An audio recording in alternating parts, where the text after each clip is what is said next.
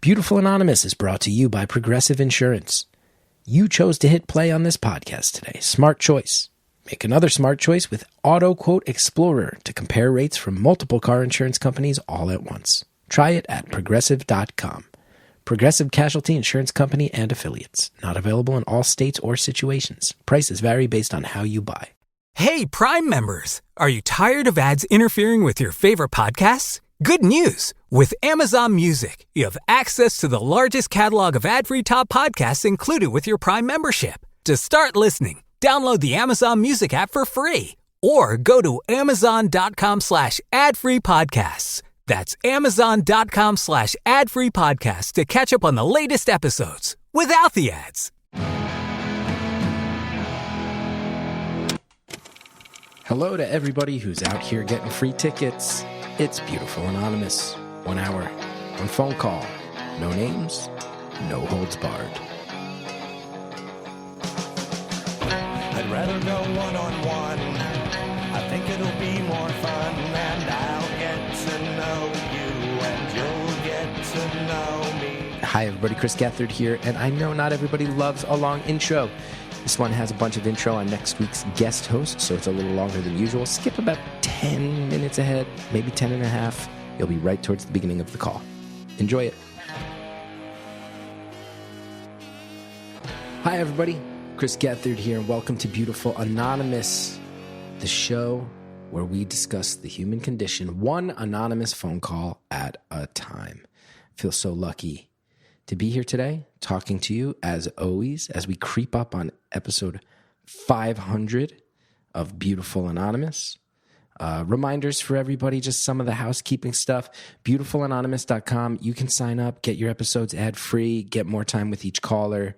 You sign up at the upper tier. You get a bonus follow-up call with a past caller once a month. You get a phone number that's private for the top tier once a month. It's a good time. BeautifulAnonymous.com. We try to make it all good stuff that's worth your time and money. For everybody who's ordered the magazine, we've probably gotten over half of them out the door. So that's a cool feeling. And we're going to keep chipping away on it. We're ahead of the curve as far as the distribution. But again, if you haven't gotten yours yet, it's not time to panic or contact us just yet. Give that a few more weeks. Part of why we need a few more weeks, Andrea is going to be handling a lot of the distribution in the coming week. I'm actually taking a vacation, everybody.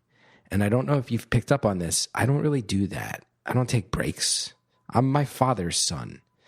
I look chill compared to my dad, but my dad was a workaholic, and I do look chill, but I'm still his son. I have 4 full-time jobs at any given moment.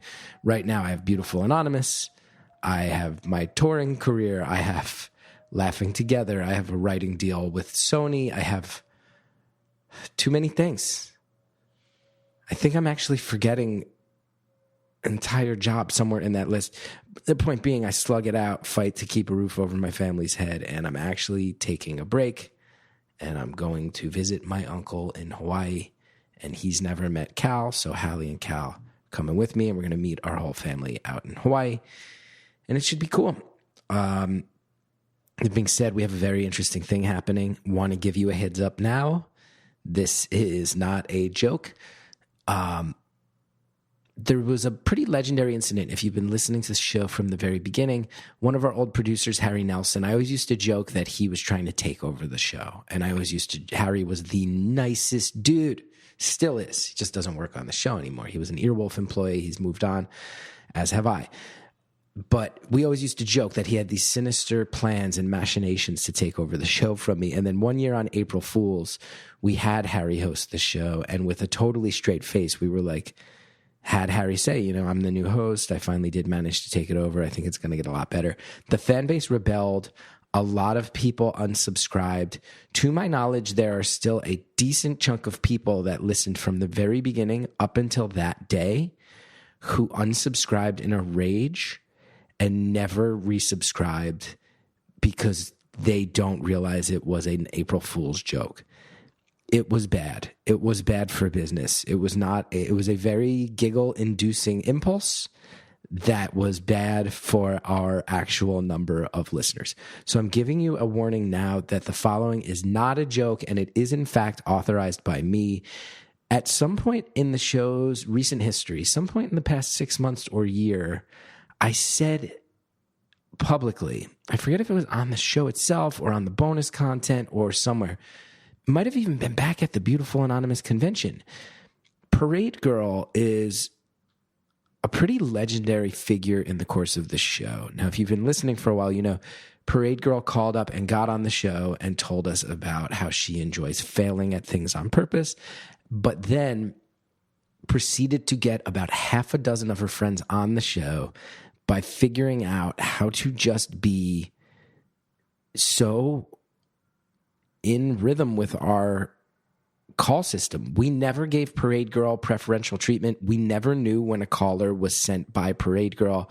They generally would reveal themselves towards the end of their call and sometimes not at all. And it became a long-running thing until Parade Girl not only appeared at Beautiful Anonymous, but one of the live calls got through, wound up being a Parade Girl call. Parade Girl at the end stood up in the audience, came on stage wearing a shirt that listed every call she had pipelined onto the show, ending with the words, "and this one." And that's how I found out that Parade Girl, who I'd been referring to as my nemesis, was responsible for the actual call on stage at our live convention. It was this really head-spinning, beautiful moment. And that weekend, I got to meet Parade Girl and get to know her. And she's actually so cool. We have the same birthday.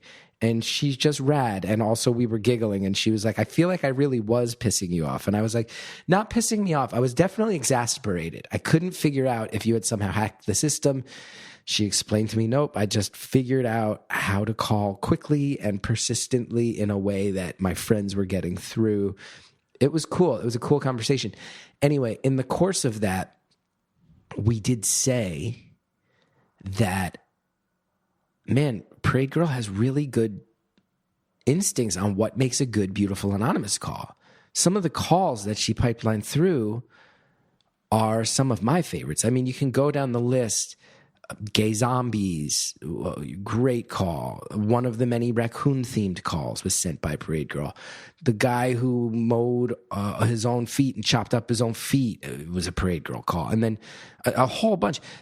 One that I have said to people might be my all-time favorite Beautiful Anonymous call in an entertainment sense is Library Boy. That was a Parade Girl call. There are others that emotionally remain near and dear to my heart. But as far as actual entertainment, I think Library Boy is up there with Motor City Mayhem, is up there with Road Dogs. As far as just this one feels like a movie unfolding on the podcast. So Parade Girl has good instincts. We always said, if there's anyone the fan base might trust to fill in for me a week, it's Parade Girl. So I'm announcing it now. Next week, Parade Girl is going to guest host Beautiful Anonymous. And we're going to see how it goes. Who knows? It's a weirder, harder gig than anyone anticipates. I think our friend Parade Girl might find that the level of active listening necessary is sort of strange. But I have great faith that if anyone in our community can successfully guest host this show, understand why a story is interesting, and bring the interesting parts to the surface, it's the caller who then led to so many other interesting callers. So Parade Girl guest hosting next week's show. I'm as fascinated as you are to see how it goes. And I think for some people, I've long known that with Beautiful Anonymous, any deviation from the regular format, some people get mad. I think for a lot of people in the fan base, though, they might just at the end of the day get a kick out of it. And if I'm not here trying to give you a goddamn kick, then what is this whole job for? Also want to say, if you or anyone you know is on the island of Oahu, I will be performing at Anna O'Brien's on April 19th. This is in Hawaii. I mentioned I'm going on vacation, but of course, because I'm a workaholic, I have to work a little bit. And also, we got to pay for these flights. So I'm doing a show in LA on my way out there, and we're doing a show in Hawaii when I get there. So it's going to be a really good time. There's nobody on my mailing list in Hawaii. I checked. I can go in and say, show me everybody within 50 miles of St. Louis. And it'll say, here's the, 70 people. Chicago has more, right? Like the big hubs where I've been a bunch of times. I put in Honolulu, 0 people on my mailing list. So if you are out there in Hawaii, I would love to meet you. If you know people in Hawaii, let them know I'm coming. Word of mouth truly helps. And sincerely, thanks so much. That's Anna O'Brien's. It's on the 19th, punchup.live/Chris Gethard. Get your tickets. They're $15, pretty cheap. It's going to be some local comics opening that show up, and it's going to be a really good time. That's on South Beretania Street in Honolulu, Hawaii, everybody. This week's episode, I think you guys are going to like this one. This is a caller where so much good to say. So much good to say. Just so many layers. When you find out who he is, what he does, you're going to like him. When you find out what institution he does it through, you're going to say, wow, that sounds like one of the hardest versions of this. When you find out about his nonprofit work on top of that, and we don't even have time to totally get into it, the fact that the nonprofit work has maybe also gotten him in a little bit of trouble with the powers that be, and you realize he's a rabble-rouser in a world where rabble-rousing is not accepted. And then on top of it, when you find out what his wife does, you just go, this is a cool person with a cool life who has signed up to help people in an area where it's notoriously needed, but also very hard. There's a lot of talk of mental health in this one because he does work in helping people with their mental health. But it goes in some other directions as well. There's also some times where it feels like it gets a little distracted. There's a couple moments where I typed to Andrea and said, I wonder, like, is the line still connected? But I also will say, when you think about people who have been put in situations where they see a lot and they're doing a lot, and maybe PTSD is a common thread among the culture you live in. I'm not certain that this is something our caller deals with, but has certainly been around a lot. I go, oh, right, if there's some moments of distraction in there, I get it in a big way. Caller also had some kind things to say about me, which was nice, but, oh, wait, hold for siren. We're in the new office. The new office is not soundproofed. Andrea, you can choose to leave this or let it go. The caller also had some kind words to say about me and seeing me over the years, and I directed it back to being about him because this show is not about me, and I am also, even in my old age, as I come to accept myself more, fundamentally a Catholic with some self-hate issues. It's part of who I am. Anyway, I think you're going to like this call. Next week, Parade Girl co-hosts the show. Anna O'Brien's in Honolulu. If there are any listeners on the island of Oahu, come out, say hi. I would love to find out that there's people who listen to this show in Hawaii. That would be so cool. Anyway, enjoy the call, everybody. Thank you for calling Beautiful Anonymous. A beeping noise will indicate when you are on the show with the host. Hello? Hi. Hey, man. How's it going? It's going all right. How are you?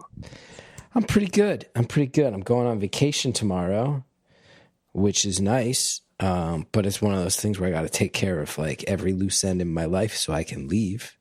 So I'm a little frazzled, but it's all for a very good reason. Actually trying to take a break for once in my life. Yeah. No, I get that. Yeah, it's going on vacation. I always, I would say that I'm kind of the worst when it comes to that. Like, I get like that anxiety when you're like packing, and it's like, oh, we gotta go, and it's like, we're not in an action movie, we're not in a Michael Bay movie right now. Yeah. Like, what's going on? Yeah, I'm just trying to make it to Newark Airport. Just Newark Airport. Let me get. Oh yeah. Newark Airport. Yeah. Anyway, how's things by you? You feeling good? I'm not. Oh no. What's okay. up? It's been Yeah, I got, so on the beginning of February, in the middle of work, I work at a behavioral health clinic. My hands and my feet started burning and turning red. And I was like, oh, and and I'm in the medical field. So I'm like going through my brain. I'm like, did I eat anything weird? Did I, laundry detergent, new laundry detergent? What's going on? Any like allergic reactions? And then I remembered that last summer I had gotten this horrible, horrible rash, and that this is like a recurrence of something. So I went to a different part of the clinic that I work at. That's like more wellness based, more physical. And I was like, "Hey, this is the medicine that I used last time. This is something." And they were like, "Absolutely not. Go to an ER." Push come to shove, I have an autoimmune disorder. I found out 2 weeks later. I've been out of work since then, up until now. I'm so sorry. That sounds scary. And it is, yeah. I'm in the military, so there's like a lot of things around that in general, but there's so like I could be in a much worse spot, like health insurance, we're good.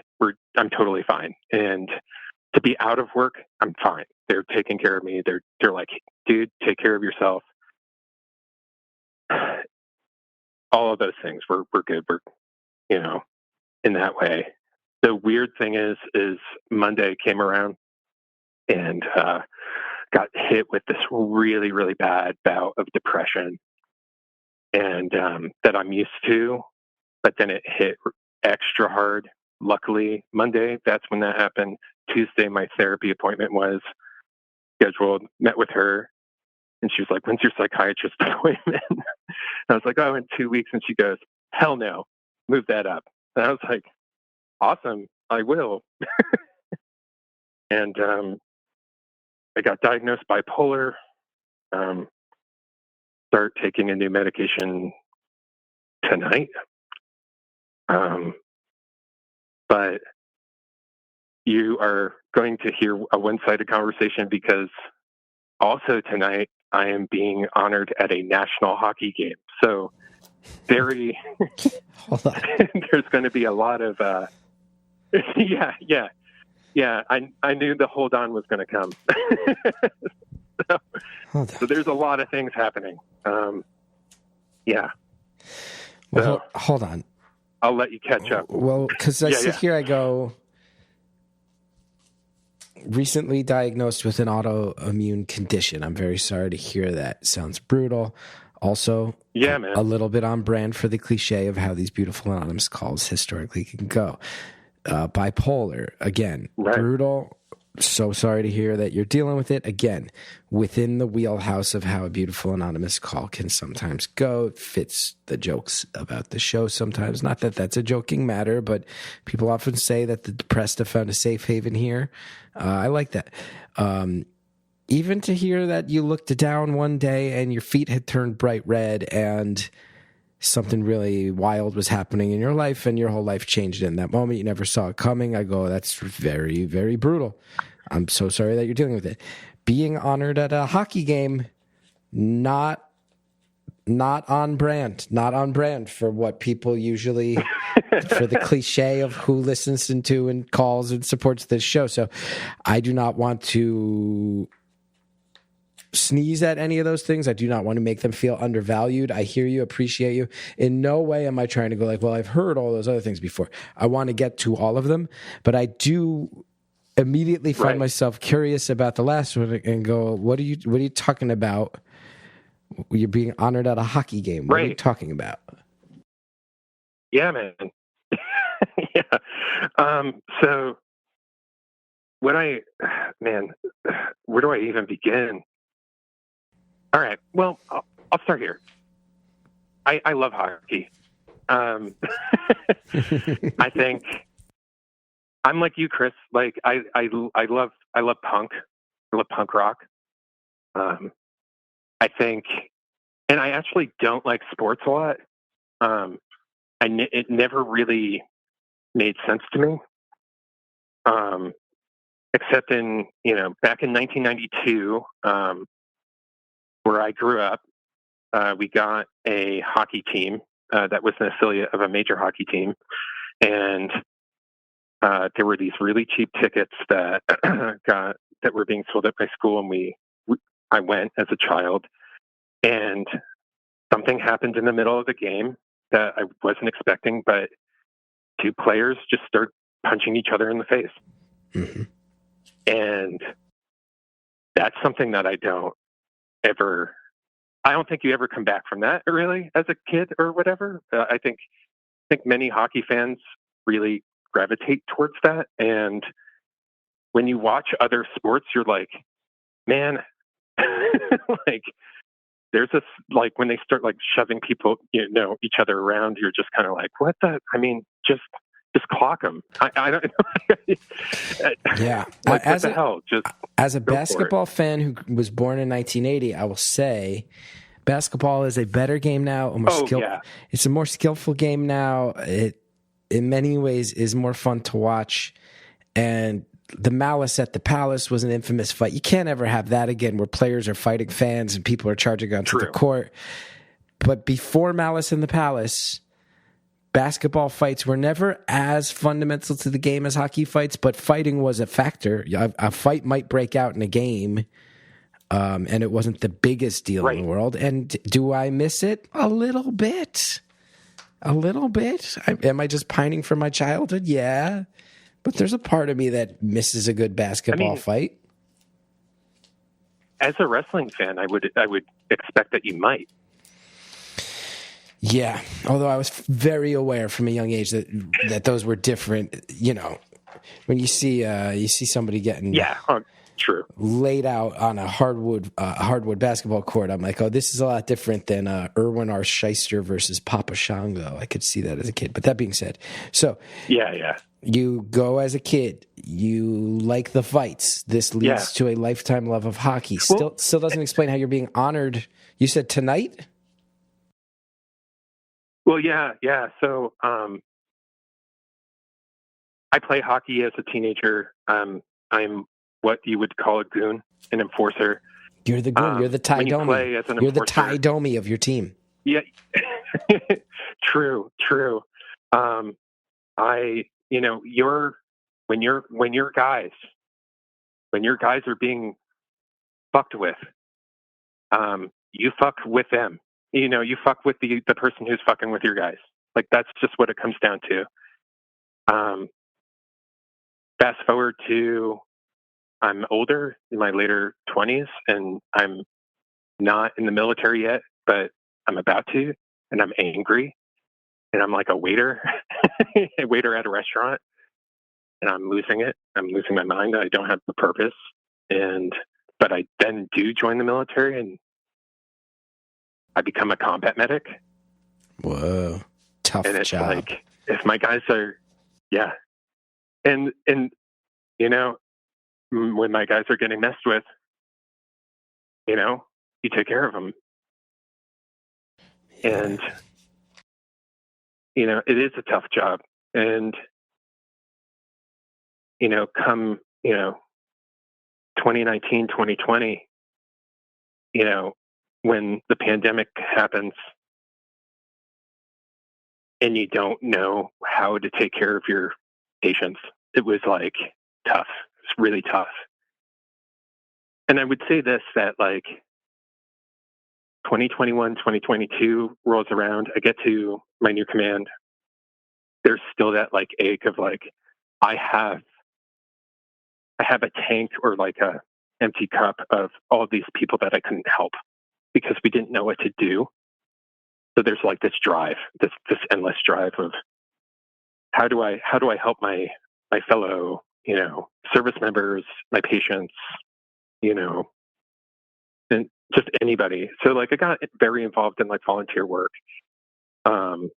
and started my own nonprofit and everything like this. And one of my counterparts in the USO kind of went behind my back and got in touch with my favorite hockey team and said, hey, like this guy, he grew up playing hockey and thought he was going to be on your team at one point in time. And like, he should be honored, you know, like, and I've done so much volunteer work that my command was like, yo, dude, like, you're not like doing your job. Like, like you're getting in trouble. And the day that I found out that like, I was like going to get in trouble for like volunteering, like starting volunteer opportunities and things along these lines. And like, honestly, I do a really good job at what I do as a behavioral health technician. I have like my own patient population and stuff like this. I then got I left the meeting where I was kind of getting chewed out. And then I sat down, I got the email saying like, hey, you have 4 tickets to this game and we're going to, you know, name you a community hero. And I was like, well, I guess the cosmic scales are being leveled out here. Actually, my mentor said that to me. I'm quoting somebody else right now. So, yeah, that's why. That's why I'm being honored. I mean, that's pretty awesome. First of all, I got to say, sounds like you're someone who has consistently stepped up on behalf of others.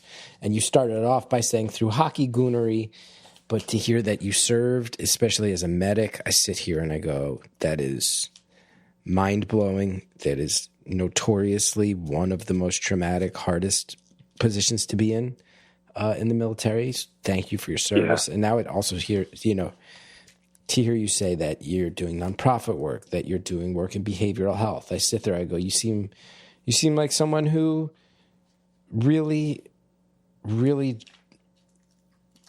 goes through a lot in the service of others, and it sounds like you do deserve to get honored. And you said this is like an affiliated, is this like a minor league team?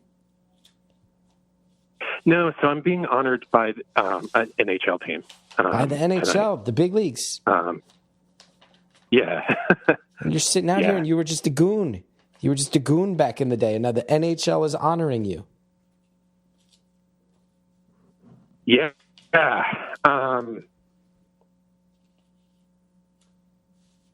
Yeah. Congrats. There's a lot going through my brain. So firstly, I want to, back in the day, I left a voicemail for you, and I want to just, you know, give you your roses here. You know, like early on as a psychiatry technician, I had a really, really tough patient, vegetative, depressive patient. And there's a point in your special where one of the professionals that was quote unquote helping you didn't even bother calling you to tell you like, hey, according to this contract, like, you know, like I'm not even. I can't give you meds anymore. Yeah, I did. For anybody who hasn't seen my special, I detailed that. At one point, I had moved across the country thinking it was going to be a limited period of time. And then when that time was up, the doctor I had been seeing didn't re-prescribe medicine and also just didn't ever call me back about it. And it was really scary. One of the scarier things that ever happened to me, especially I was so young. Right. And there is a aspect of that story that I bring into the way that I help my patients, that I would never, ever do that to them. And it includes like, if I can't find you, I'm going to find you. Like there's like I have some really high risk patients, and it's like, there's no way. I don't understand that. And I will say this, there is a boundary. There is a line where you have to just go, you know what, I've done the things. and I've lost patience, and it's like, and I've done that like checklist over and over and over again in my brain of like, well, I mean, what, like what I can continue, I have to continue on, like all of these things. And I'm going to quote you again. It's like when you've talked about like active shooters and things like this, and, the talking heads are like, well, it's a mental health issue. And it's like, man, that person's therapist, that's the worst day of his life, or her life, or their life rather. It's like, yeah, it is. I've been there. Yeah. I've been there. I've lived that. It sucks. Are you, and there's like, oh no, please finish your thought. I was interrupting. Apologies. No, I'm really happy. Yeah. I'm happy you like ended me. No, it's kind words. I'm happy to have helped in any way. I am left wondering, are you still technically part of the military, or are you working with other veterans as part of your behavioral health work? Yeah. You're active duty. And is you're working with other members of the military on their mental health? Yeah. That is some real deal stuff right there. Thank you for what you do. I chose it. So I'm going to say thank you for your support. Yeah. I know, like, I have talked with enough people in the military that are like, if you see me in a restaurant and realize I'm in the military, I don't need you to like salute me at an Applebee's. Like, I get it. But I sit there and go, this is a very particular, yeah. I get it. I do get it. I think every member of the military deserves to get on the plane first. I'm always happy that when they call the global services people, and I'm like, those are billionaires. You don't need to get on. And they're like, how about active military? I'm like, that makes more sense. Thank you. That makes a lot more sense. Let them get on first. Can I? I'm gonna tell you a story. The last time I got on a plane and they called for active duty, I went up. I was in plain clothes. I was in civilian clothing, and a guy said, "Really?" as if like that guy. And I took the. I had this locked and I had it locked and loaded because like I kind of like but like I turned to him and I went, "Buddy, I say the same thing every morning in the mirror." I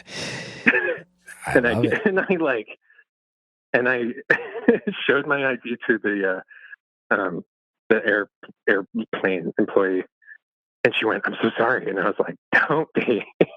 It's everyone. I have that gallows humor. If life is a joke, die laughing. It's just like, hey, everyone has an opinion. It is what it is.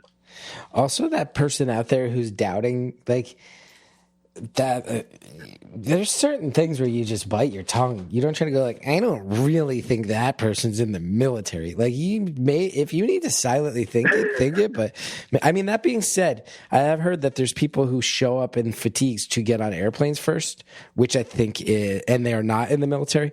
And I think that is one of the most bananas things that you can do. I need to make sure I get overhead space so desperately that I will participate in actual stolen valor. Oh man, you deserve whatever's coming. That being said, as the inverse, somebody being like, really? I doubt that that's a military member. Like, you need to bite your tongue on that. I hope that person did not get any upgrades. And I hope they spent the whole flight with the person in front of them pushing the seat down as far as it could go. Right. I have like a very weird point of view, which is just like, man, if you went through that much trouble, like, whoa, yeah, like, oh man, more power to you, man. I don't wear my fatigue. Like, you like saying, oh man, people, okay, that's a weird life. Yeah. You're trying to literally gatekeep my access to this plane as a military member. What's worse? Dressing up as a military person to get on a plane, or doubting the truth of a military person as they get on a plane. Yeesh. Anyway, we'll be right back. I think a lot of our listeners out there are people trying to make things happen, trying to make dreams come true. And there are a lot of people out there running small businesses. I myself qualify in that realm. And I think we all know working at a small business, you wear so many hats, but sometimes you really need an extra pair of hands. And Upwork is how good companies find great and trusted freelance talent. I love Upwork. I love that they're helping small business owners save time, save effort, and cut to the quick without draining their budget. With more than 2 decades of experience, there's a simple and ambitious goal at Upwork: pioneer a better way of working. Companies at every stage turn to Upwork to get things done and find more flexibility in the way they staff key projects and initiatives by accessing a global marketplace filled with top talent in IT, web development, AI, design, admin support, marketing, and more. Posting a job on Upwork is easy. There's no cost to join. You can register, browse freelancer profiles, get help drafting a job post, even book a consultation. And from there, you connect with freelancers that get you and can easily hire them to take your business to the next level. Upwork makes the entire process easier, simpler, and more affordable with industry-low fees. Post a job today and hire tomorrow with Upwork. I know I'm not the only one who knows. Every once in a while with a small business, you run into something where you go, this is necessary. I need to find somebody who's good at that, and I've never done it before. Let Upwork help get you where you need to go and save you so much time.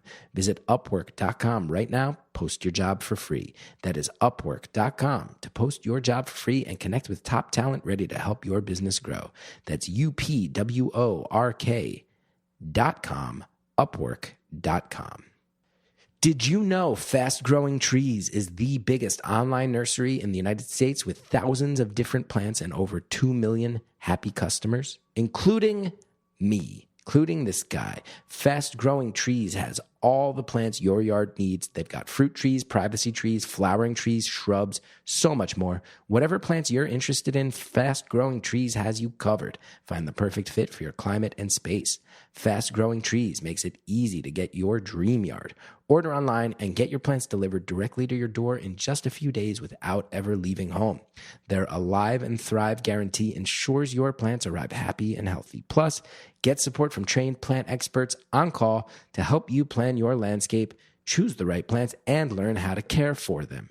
I have to tell you, I ordered a tree on Fast Growing Trees, and I have run into situations before you wind up, you go to like the free giveaway, the free tree giveaway that the town runs or the county runs, and you get a little sapling and you have to pray. No, a 9-foot tall box arrived at my house. There was a tree inside, a tree that was healthy and thriving and ready to be planted right in my yard. Not only that, they made it so easy to click around and see which trees were native to the area in which I live. I was able to figure out where my zone was really quick. Hallie got so excited. Hallie, who's a very passionate environmentalist, immediately sat down and went, oh, this is such a game changer. I don't want to get on too much of a high horse here. I'm not trying to get on a soapbox, but you can alter your landscape in very, very simple ways that have massively positive impact for the environment overall, and that Fast Growing Trees is out here helping make that a simple process, an easy process, one that's going to beautify your property while also doing it the right way and making it so incredibly simple for you. There's nothing to not like about Fast Growing Trees. Big yard, small yard, no yard. There's over 6,000 plants. They can fit any space, from indoor plants to fruit trees to full-size privacy trees. There's a 14-point quality checklist that ensures you're getting the best quality plants possible. Every plant is cared for individually based on their needs, from watering routines to the amount of sunlight. Your plants are getting the care they deserve from the time they start growing to the moment they show up at your door. They have a resource center. It's full of tips and advice from plant experts, help you learn more about your individual yard's needs. You're going to know what's going to thrive in your exact area with your exact yard conditions. They have the zone finder. Find your growing zone. Start nerding out about what is native to you. This spring, they have the best deals for your yard, up to half off on select plants and other deals. And listeners to our show get 15% off their first purchase when using the code BEAUTIFUL at checkout. That's an additional 15% off at fastgrowingtrees.com using the code BEAUTIFUL at checkout. Fastgrowingtrees.com, code BEAUTIFUL. Now's the perfect time to plant. Use BEAUTIFUL to save today. Offer is valid for a limited time. Terms and conditions may apply. Thanks to all our advertisers. Now let's get back to the phone call. That's a weird life. You're trying to literally keep my access to this plane as a military member. Right.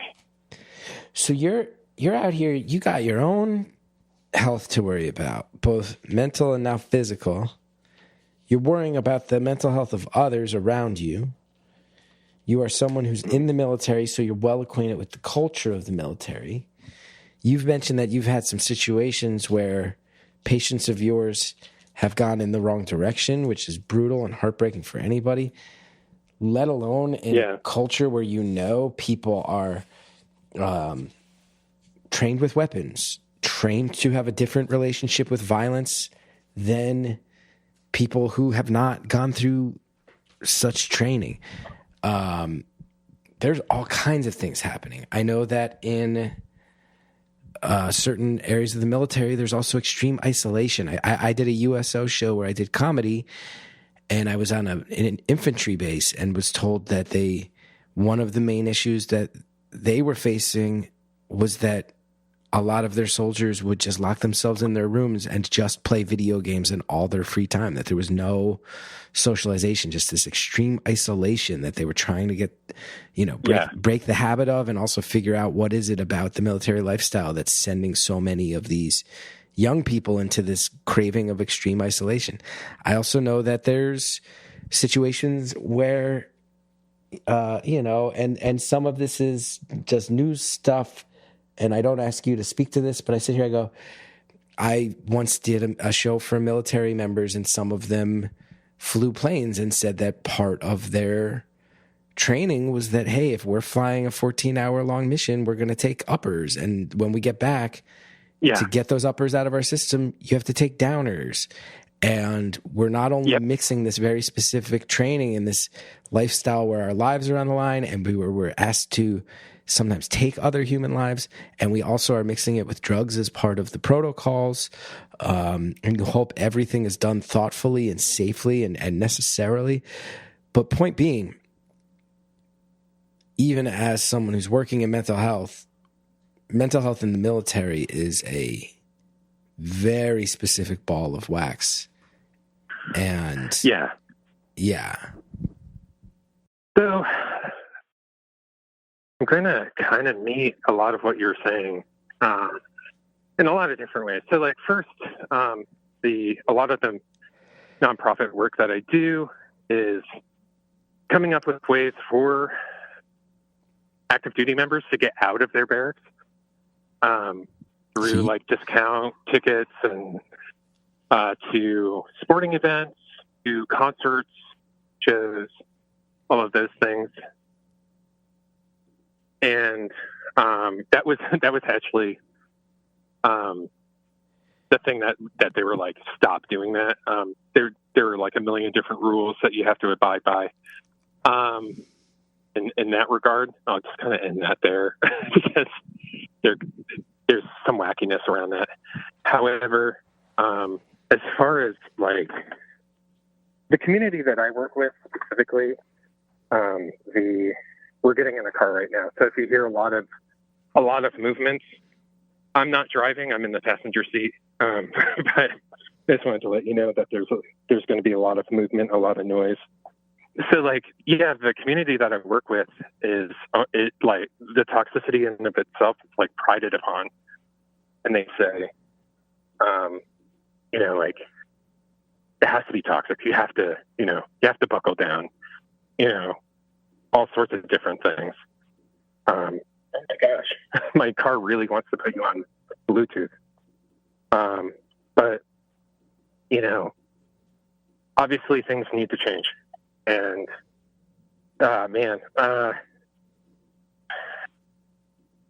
I just do my best to bring a more modern spin on it. I've never, when I got in trouble recently, like my mentor was just like, hey, let's reframe this a little bit. You've always, actually it was my wife, to be honest. Sorry. Who's sitting right next to me. Sorry, honey. She was like, this is a pirate situation. I've always called myself a pirate. I've never called myself a sailor. And which means I'm in the Navy. And she said, I like kind of took it one step further and was like, which pirate was never, investigated by some sort of Navy situation, And a friend of mine was just like, a very boring one. Don't you got to keep doing it. You got to keep being yourself, Yeah. So,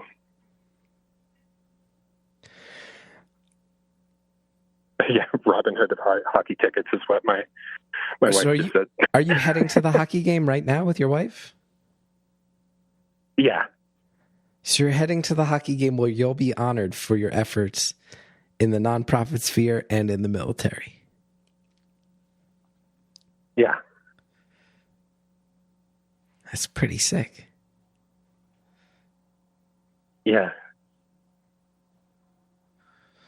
Yeah, it's really wild right now. I'm like, it was also kind of like, I'm sitting and, I'm getting everything ready to go. And then I saw the notification that, hey, we're recording a show. And I was like, yeah, I'll call, see what happens. And then immediately I heard the recording and I was like, oh, this would be goofy. Yeah. No, this would be really wacky if I get on with old Gethard right now. And I want to let you know, like, as far as like mental health goes, like one of the worst times of my life with the military and how the military can really royally screw things up was administratively, the military has messed up my career so badly that like it has probably everything to do with why I'm getting out and why I'm sick. And at one point in time, I was supposed to be promoted through becoming a psychiatry technician and all of these other things. And I was in Texas and I heard you were in Austin. And I was not supposed to go to Austin, but like the pirate I am, I broke Liberty Radius and I drove my ass up there and totally saw you do your stand-up.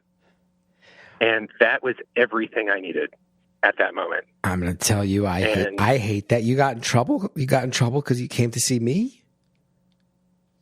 Oh, no, I didn't get in trouble. No, I'm a good pirate, man.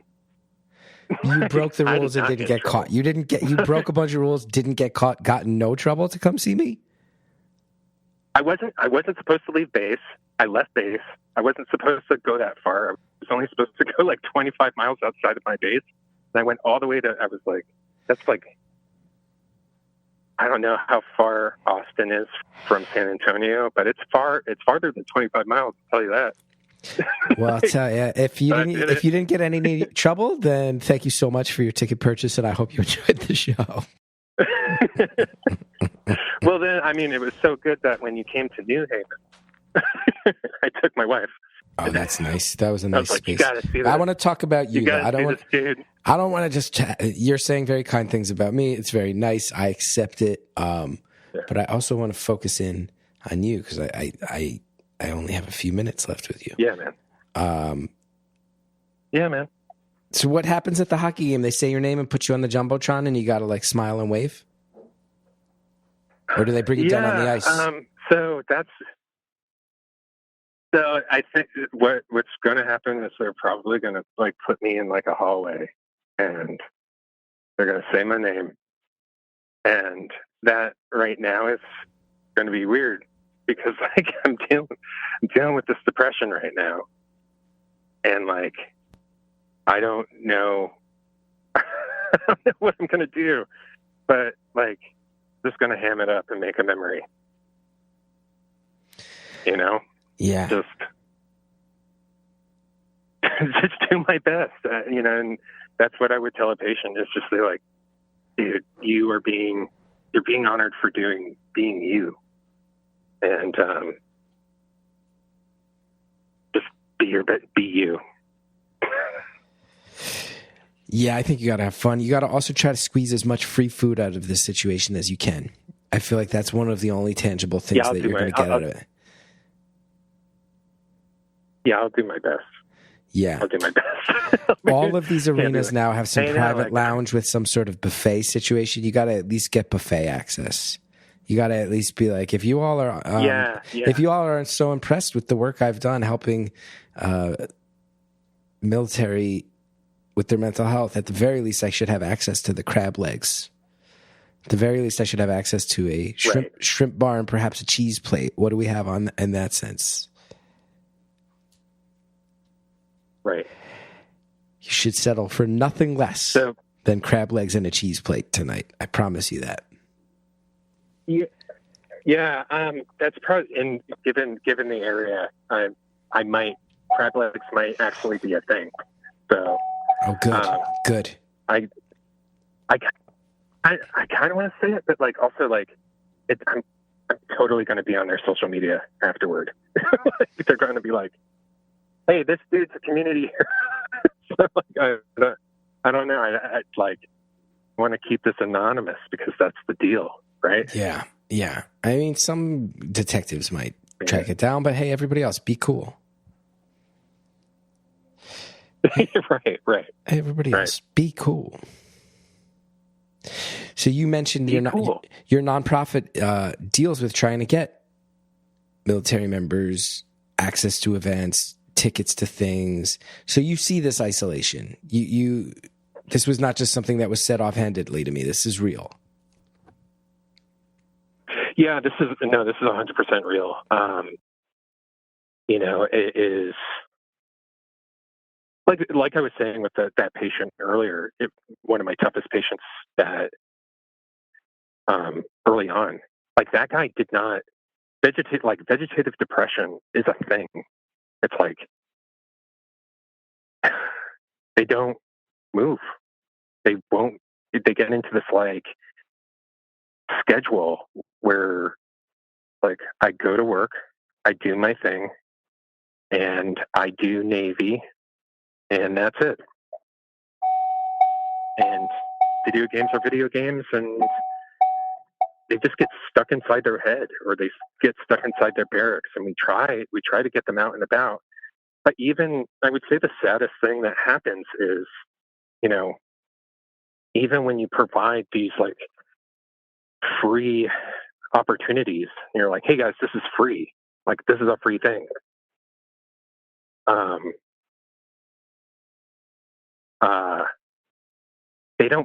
They won't take advantage of it at all. So like, I will find myself going to barracks rooms and just be like, "What are you doing right now?"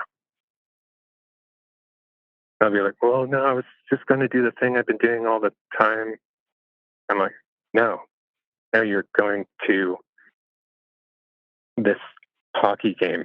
And like, one of the things we did was go to a Taylor Swift themed hockey game, because it was just like, with a bunch of members of the Navy.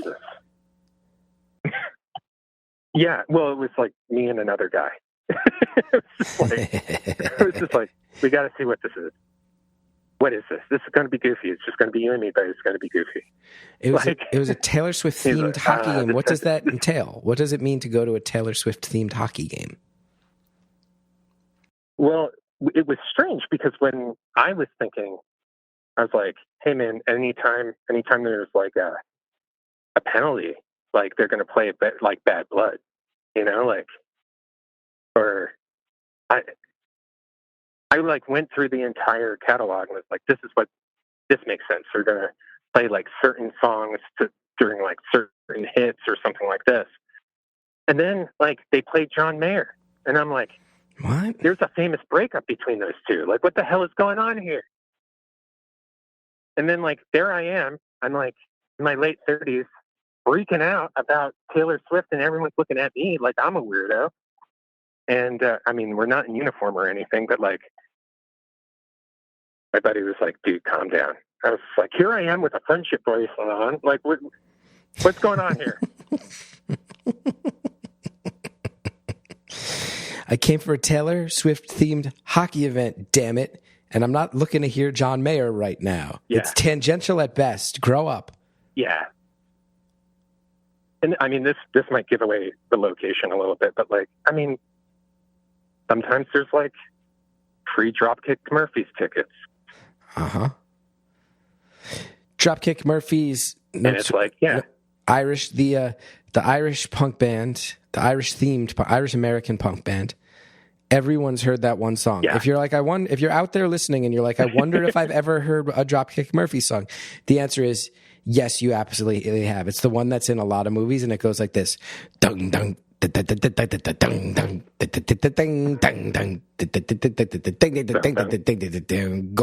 to Boston.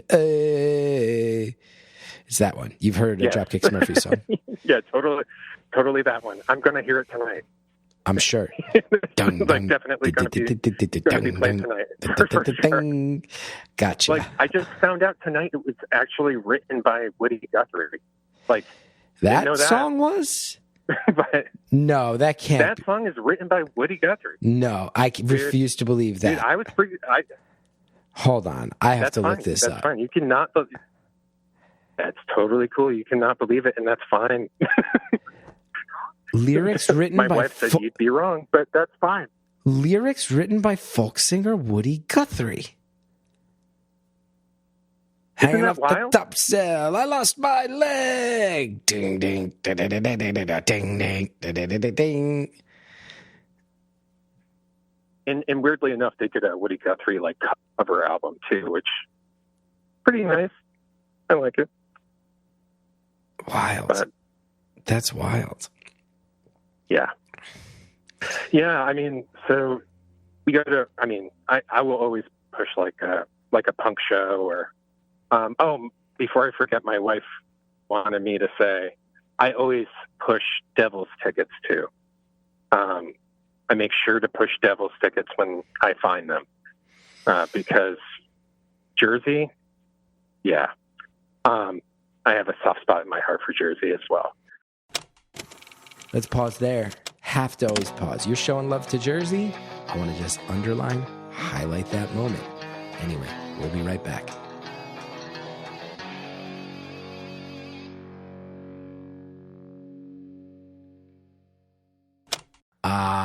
Quince. How can I stress hard enough that Quince gives me confidence?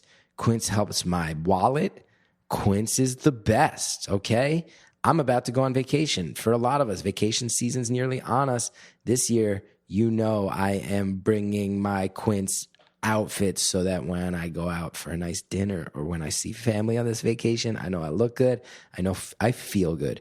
The luxe upgrades you deserve, all right? They're there with Quince's high-quality travel essentials at fair prices. Lightweight shirts and shorts from $30, pants for any occasion, comfortable lounge sets, premium luggage options, durable duffel bags to carry it all. The best part, all Quince items are priced 50 to 80% less than similar brands. By partnering directly with top factories, Quince cuts out the cost of the middleman and passes the savings on to us. And Quince only works with factories that use safe, ethical, and responsible manufacturing practices and premium fabrics and finishes, which I love. The idea that they are doing things the right way so you can feel good about where you're spending your money. What a nice bonus for this company. I always wear my charcoal sweater from Quince, my gray sweater from Quince. I recently had to go speak at a conference in front of 400 people, and you know I was rocking my charcoal sweater. And I looked really good while I was doing it. Thank you, Quince. And if you're out there and you're traveling and you need to get your luggage game upgraded, you got some stuff that's dusty or beat up, go with Quince. They do all the ethical things the right way, and their stuff is rad. It's a no-brainer. For your next trip, treat yourself to the luxe upgrades you deserve with Quince. Go to quince.com/beautiful for 365-day returns plus free shipping on your order. That's QUINCE.com/beautiful. You'll get free shipping and 365-day returns. Quince.com/beautiful. IQ Joe is the instant mushroom coffee from IQBAR with bold flavors that's loaded with functional brain nutrients and 200 milligrams of caffeine for jitter-free energy. IQ Joe has come to play an outsized role in my life because my wife, Hallie, is completely smitten with it. From classic black coffee to toasted hazelnut and vanilla spice, IQ Joe offers coffee shop flavors without all that extra sugar. IQ Joe is free from gluten, sugar, soy, GMOs. It's certified vegan. It's kosher. There are over 20,000 five-star reviews and counting. More people than ever are starting their days on the right foot with IQ Bar's brain and body boosting bars, hydration mixes, and mushroom coffees. IQ Joe, when we run low, I stock back up. This is not something where they're an advertiser, so I have a constant free flow of it. I buy these. My wife loves them so much. She does a coffee stick dance. She calls them IQ Joe coffee sticks. She says, do we have any coffee sticks? And when she is making one in the morning, she honestly turns around and does a little dance in our kitchen because she loves them so much. It is remarkable. And she has high standards for her coffee. And I cannot underline enough that I never bring my wife into these ads unless it is real deal Holyfield, okay? IQ Joe is the best. I myself just yesterday had a peach mango IQ mix because I had not had enough water throughout the day and I needed that hydration kick. And man, it tasted good. And on top of that, I'm about to go to the airport. I've got 4 IQ bars in my bag because they're the best grab-and-go item I have when it comes to just needing a little kick. They're the best. IQBAR's, all their products are great. Right now, IQBAR is offering our special podcast listeners 20% off all IQBAR products, plus get free shipping. To get your 20% off, text BEAUTIFUL to 64,000. That's BEAUTIFUL to 64,000. Text BEAUTIFUL to 64,000.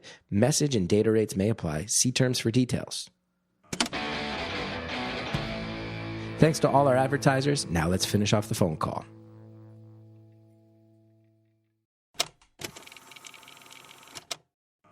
I have a soft spot in my heart for Jersey as well.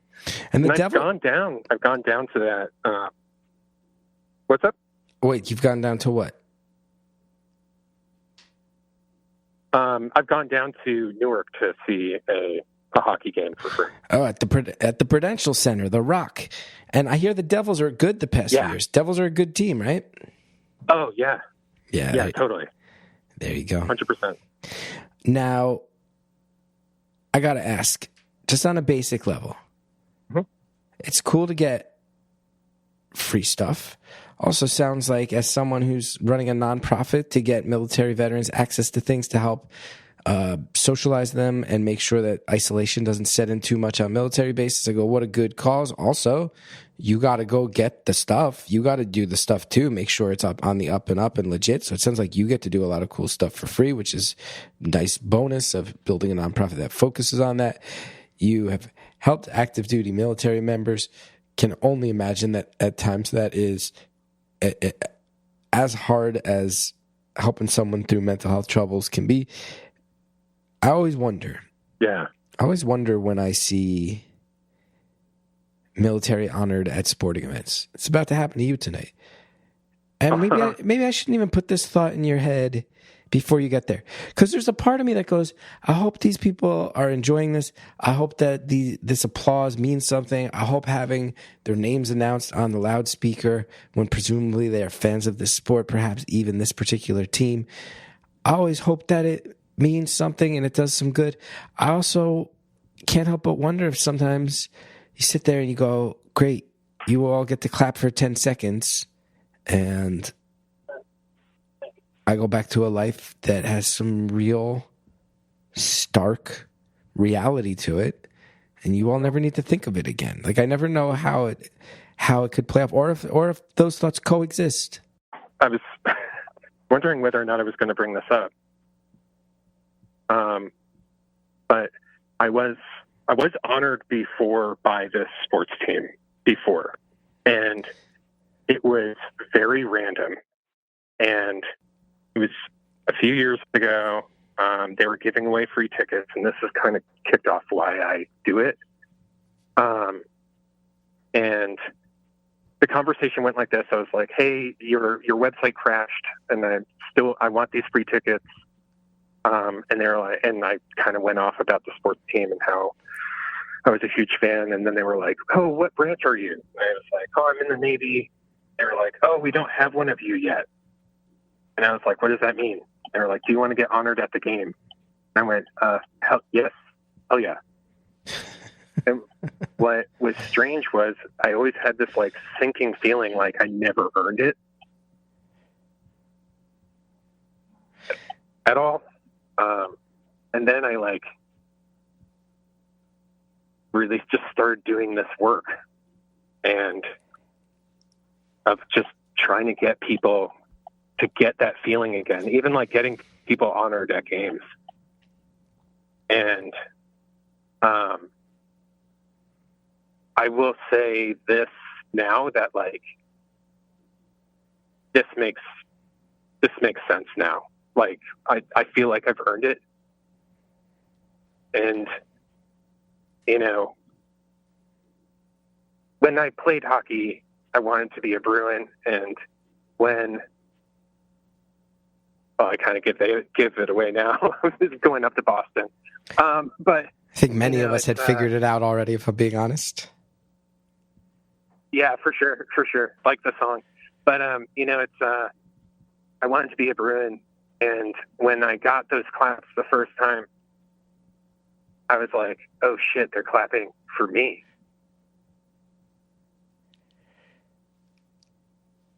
And I never thought I would get that clap in that building before. And it's for what I do. And as I said, like I thought it was like undeserved. And to like kind of be able to go back for doing hard work, especially after, kind of being told to stop doing the hard work that I do. Mm-hmm. There is this sort of like duality that happens where you're like, yeah, this is really hard, but you got to take it easy. And yeah, maybe I am a Bruin. Finally. What do we got? For me, it's like a very personal thing. What do we got to do to what do we got to do to get you out there taking a shot?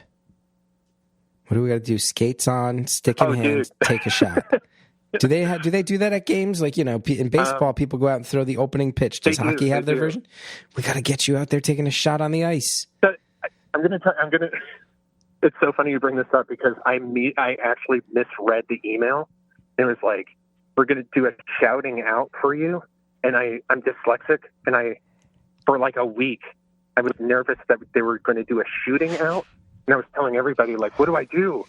To the degree that this is so crazy.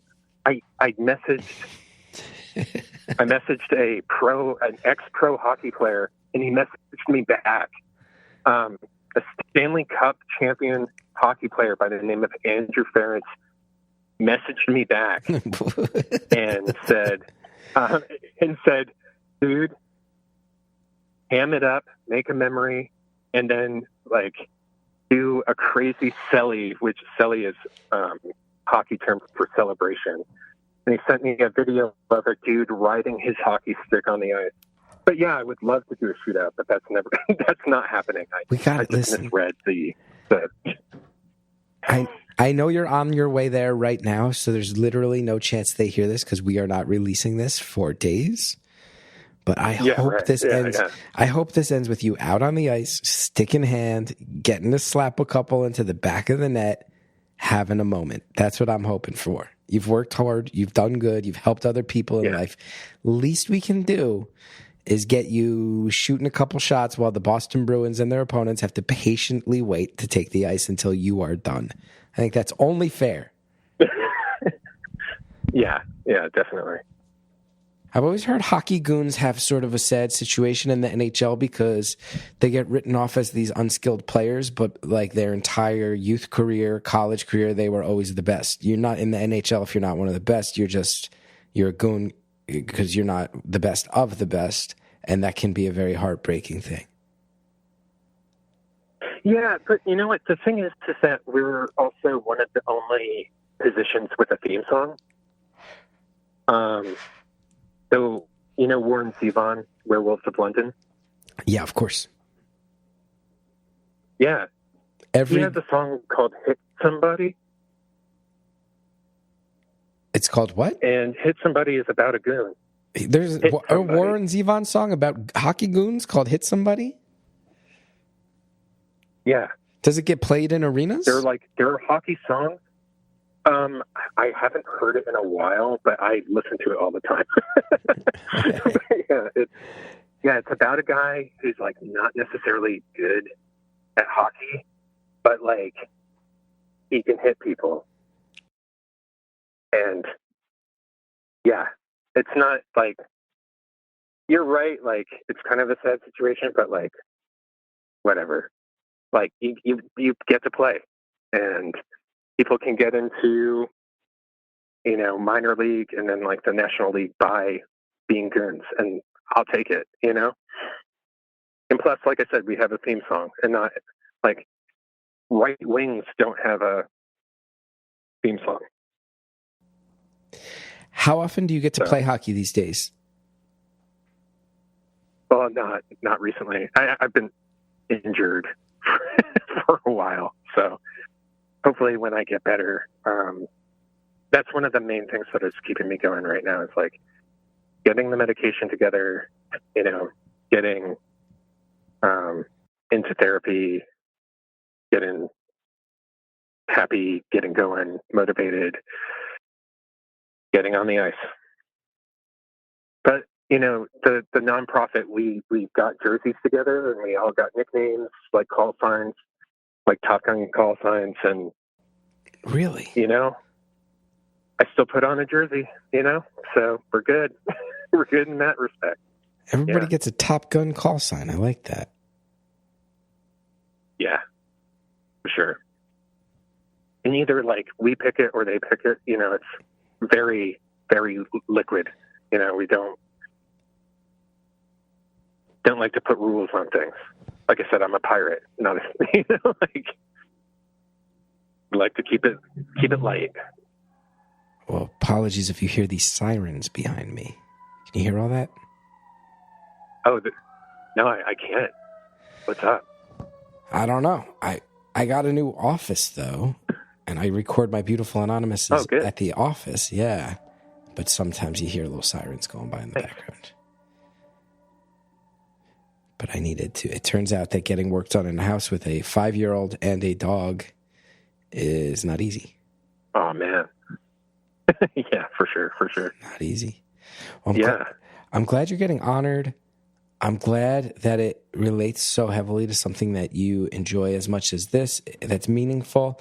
I hope that it has a positive and lasting effect, especially as far as encouragement goes. It sounds like getting a little worn down from people who have a lot of opinions on what you're doing and why you do it. And I think that sucks. And I hope those people all can take a deep breath and remember that you're out here trying to do good in this world. And yeah, I can't imagine some of the stories that you hear and some of the ways that they stick with you and add a little bit of weight to your life and your psyche. And I hope that things as simple as attending a hockey game and having them give you a little shout out help remove some of that weight, at least temporarily. Yeah, definitely. And, you know, right now it's tough because it's like, what I was like, how am I even going to do this? But, you know, ultimately I love what I do. When I leave the military, which is going to be soon, I'm going to keep doing this work. Yes, I just got hired by one of the many Ivy Leagues in the area. They have a healthcare system, and they like me, so they hired me, and I'm going to continue helping out veterans and people in substance abuse recovery. So, and yeah, they were like, "Well, do you help out veterans, and do you look for ways that they can, do recreation in the area?" And I was like, "Do I?" And funny enough, like I forgot to put my nonprofit on my resume, and they were like, "What are you talking about, nonprofit? Tell us about that." And I was like, "Oh, yeah, yeah, my nonprofit, yeah." It was in the middle of the job interview, and they were like, "Dude, you need to do a better job." Yeah. I also like they run through that Speaking all up that about stuff. yourself. You're like, do I? I do it so much I actually get in trouble for it. That's how much I'm out here trying to help people. I help people so much I get scolded. Yeah. Yeah, the Navy's so toxic. They hate it when you help each other. So, yeah. Oh, man. Wildness. It is what it is. So, keep going. Keep on going. Yeah, but it should be fun. It'd be great. Now, which branch of the military does the Navy beef with? Because there's all sorts of internal feuds, right? All right. So what it comes down to is like the big ones are Navy, Army. So they always beef with one another. They have a big football game every year as well. Army is, yeah, definitely. So like whenever the Army and the Navy play one another, it's a feud. Like it's a big old thing. And then the Army owns the Air Force, which means that they own the Space Force as well. And we essentially own the Marines. So like everything like below the Army and the Navy, they kind of just have beef with one another based upon that. And then we all kind of make fun of the Coast Guard. Really? The poor old Coast Guard takes it on the chin. Yeah. Yeah, for sure. Just like it is what it is. I don't know too much about the dynamics of how all these things link together, but I feel like there are probably some Marines or family members of Marines that are going to be pissed that you said the Navy owns the Marines. Well, we do. Like, sorry, but that's the truth. They are on their crest. It says Department of the Navy. Like, get over it. And like, no, so because I'm a hospital corpsman, you're welcome, guys. That's all I gotta say.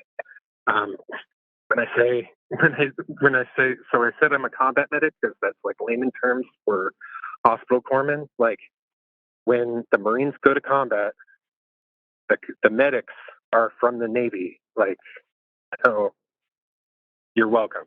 That's all I gotta say. Wow. So you have worked hands-on with Marines, like pumped up, trained to be aggressive. Yeah. Trained to, at least historically, as far as the cliche goes, and I'm not one to harbor in cliches, but a history of like ultra masculinity at the core idea of what it means to be a Marine in a lot of people's eyes. And then you're like clearly a thinker and a nonprofit guy. We're kind of soft by the standards of these Marines, huh? I'm not saying that to be disparaging. I'm saying just based on what you've laid out, you're not the usual as far as what people think of in terms of interacting with Marines. Yeah. So, I mean, to take it one step further, like I identify as agender. I'm very open about it, loud, proud about it. So we have ID badges. I have, the agender flag on it. And specifically with current politics, I wear it as like a, hey, go fuck yourself. It's like, to be around, people who are ultra masculine, I'm just like, good for you, man. Like, I'm happy you found your identity. Like, and in the back of my mind, I'm like, yeah, that guy's really maybe uncomfortable, and if he wants to talk about it, he knows where to find me. It's in the behavioral health department. It's like, and maybe he's called me a disparaging name, but it is my job to be like, no, you were having a bad day, and I get it. How much longer? Why are you hurting? How much longer are you planning on being in the Navy? Months. You're close. Yeah. But, because I started the nonprofit, I'm always going to be there. I'm always going to go back and be like, hey guys, like, there's this really cool thing happening and it's free or it's cheap. And are you okay? How are you? Like at the beginning when I was kind of like gauging the tone of your voice. Even like I was just like, oh man, how are you? It's like, that's just how I roll. It's how I help. It's what I've been put on this earth to do. So the mission's never done for me. So I made it possible to keep going. I started my nonprofit by mistake. I went on the IRS website and just kept filling out forms the first time I came down with the illness that I currently have. And then one day I got a letter in the mail and it was like, here's your nonprofit number, like your EIN number. And I was like, and I turned to my wife and I went, I accidentally started a nonprofit. And she went, yeah, that sounds about right. Wow.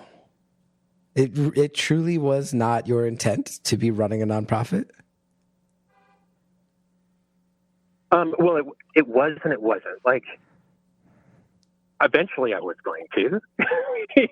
Like, I was like, I wonder how you do it. It's like, I'll go through the paces and see, like, and go up to like the brink and then back off. And then I guess I didn't. Wow. I went overboard. I went over the brink. I was like, I think even at the time I said, like, it's really easy to do this. And you were like, yeah, okay, cool. That's cool for the future. And then I had apparently, and yeah, now the nonprofit's real. It's out there. That's the thing. It's a social club. We do things like this. We go to hockey games and We are officially out of time. I have to say, hearing that you accidentally started a nonprofit where you get to go to free hockey games with other people in the service, I think is beautiful. I know that on some level it is straight, but I do find myself compelled to thank you for everything that you've done. I also hope that you feel better soon. We barely got to talk about what it's like to look down and realize that your hands are red and something is going on. Can't thank you enough. This marks our time in the free feed coming to an end. I'm not sure if you need to get to the game or if you have time for the 5 questions, but we can keep them quick. Totally up to you. Just let me know. Yeah, I have time. Yeah, so I'm in the car going. So yeah, let's do it.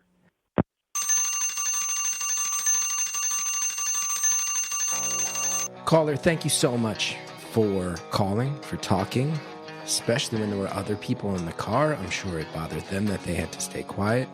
Thank you to your zookeeper wife, and thank you to you for doing everything you do. I know we said that at times when you meet people in the military, they're very tired of being thanked, but it sounds like you're really stepping up and trying to do things the right way. And at the very least, I appreciate you. Thanks also for coming to so many shows of mine over the years. But I got to stress to everybody, don't get a dishonorable discharge just to see me do stand-up. I'm good. I'm not that good. Okay? Anyway, this show is produced by Andrea Quinn. Thank you, Andrea. Our theme song is by Shellshag. Thank you, Shellshag. punchup.live/Chris Gethard if you want tickets to my shows. But again, don't risk dishonorable discharges for me. Hey, we're on TikTok. We're on Instagram. We got a voicemail line, 973-306-4676.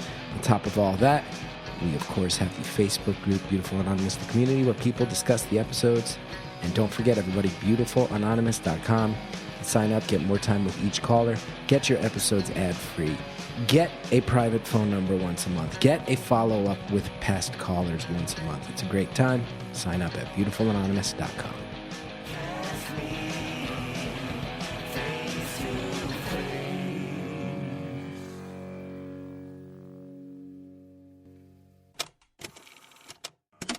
This week on Beautiful Anonymous Plus, here's some of what you'll get from the 5 questions. I was out, walked in, and I had felt something had like zoomed over my head, and I was like, what in the heck was that?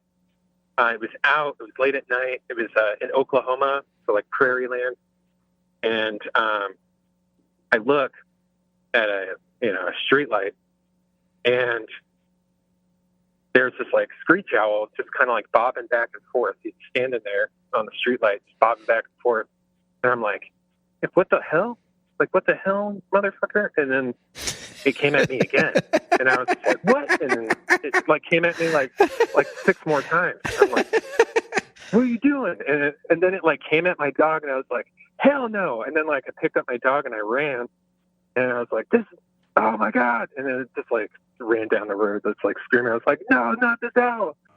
Don't forget to sign up for Beautiful Anonymous Plus at beautifulanonymous.com.